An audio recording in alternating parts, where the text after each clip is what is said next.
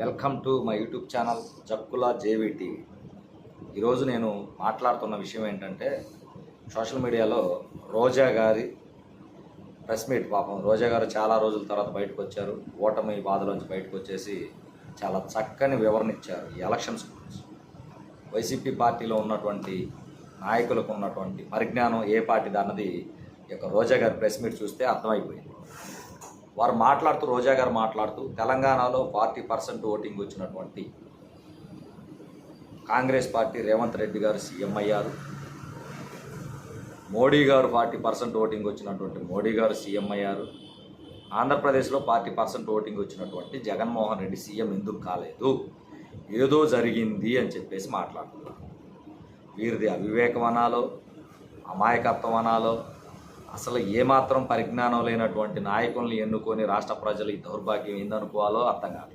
జగన్మోహన్ రెడ్డి గారు ఎప్పటికైనా సరే మీ నాయకుల యొక్క తెలివితేటలను చూసుకొని మీరు ఎవరు నాయకులుగా ఉండాలో ఆలోచించి కొత్త రక్తాన్ని మీరు తెలివి కలవని నాయకులుగా తయారు చేసుకుంటే మీ పార్టీ మనుగడ ఉంటుంది తప్పితే ఇలా రోజా గారిలాగా మాట్లాడే వాళ్ళందరినీ మీరు వెనక పార్టీలో ఉంచుకుంటే మీ పార్టీ మనుగడే నాశనం అయిపోతుంది. అందులో ఎటువంటి సందేహం లేదు. ఇప్పుడు రోజా గారు మాట్లాడిన దాని గురించి నేను వివరణిస్తాను. తెలంగాణలో 40% వచ్చినటువంటి రేవంత్ రెడ్డి గారు సీఎం అయ్యారు. ఖచ్చితంగా అయ్యారు. అయితే తెలంగాణలో పోటీ చేసినటువంటి పార్టీలు ఎన్ని? అక్కడ పోలైన 100% ఓటింగ్లో కాంగ్రెస్కి 40% వస్తే బీఆర్ఎస్ పర్సంటేజ్ ఎంత, బీజేపీ పర్సంటేజ్ ఎంత? వీళ్ళిద్దరు పార్టీకి బిలోనే ఉంటారు కదా, అంతే కదా. వాళ్ళిద్దరూ ఉన్న 60%ని 30నో లేకపోతే ఒకళ్ళు 35 ఒకళ్ళు 25 ఎంతో కొంత పర్సంటేజ్ని చీల్చుకొని ఉంటారు కదా. అలా చీల్చుకోవటం మూలానే కదా 3 పార్టీలు పోటీ చేసి ట్రయాంగిల్ పోటీలో 40% ఓటింగ్ వచ్చిన వాళ్ళు విన్ అవుతారు. మిగిలిన ఇద్దరు పార్టీలు 20, 25, 35 అలా పార్టీకి బిలో ఉంటారు కాబట్టి వాళ్ళు క్లోజర్స్ అవుతారు. కానీ ఆంధ్రప్రదేశ్ రాష్ట్రంలో అది కాదు కదా జరిగింది. ఇక్కడ పోటీలో నిలిచింది రెండు పార్టీలు కదా. ఒకటి వైసీపీ, ఒకటి కూటమి, మూడోది కాంగ్రెస్. కాంగ్రెస్ పర్సంటేజ్ ఎంత? 5% వచ్చిందో 2% వచ్చింది. కాంగ్రెస్ 2% వచ్చింది. ఇక్కడ మేజర్ పాత్ర పోషించింది ఎవరు? ఎన్డీఏ కూటమి, వైసీపీ పార్టీ. మరి వైసీపీ పార్టీకి 40 వస్తే, కూటమికి 55 వస్తే, ఇక అందులో మరి ఇంకా అధికారాన్ని 55% వచ్చిన వాళ్ళు చేజిక్కించుకోవాలా? లేదు, తెలంగాణలో 40% వచ్చిన వాళ్ళు సీఎం అయ్యారు కాబట్టి మాకు కూడా 40% ఓటింగ్ వచ్చింది.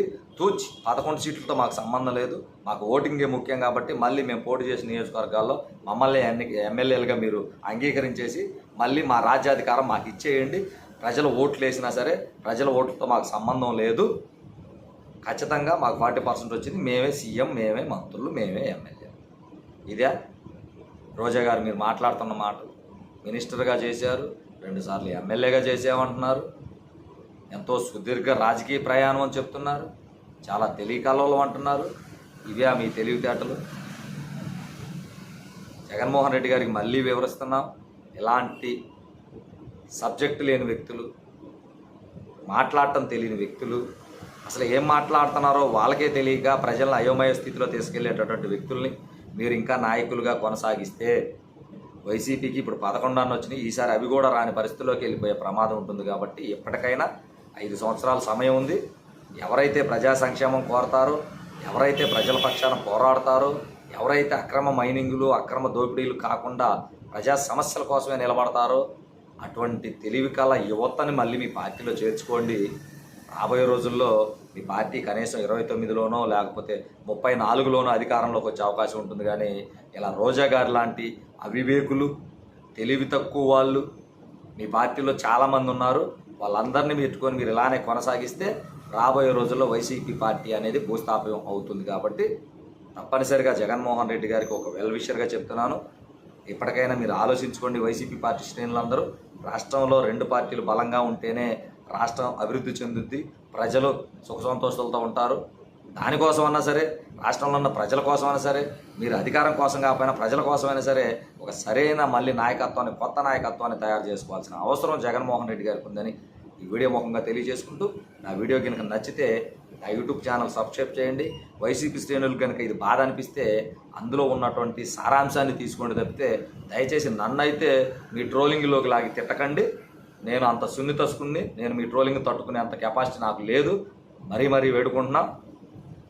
నా వీడియోస్ నచ్చితే నా యూట్యూబ్ ఛానల్ సబ్స్క్రైబ్ చేయండి. నా వీడియోస్ మరింత మందికి చేరవేయవలసిందిగా కోరుకుంటూ జై జవాన్, జై కిసాన్, జై హింద్.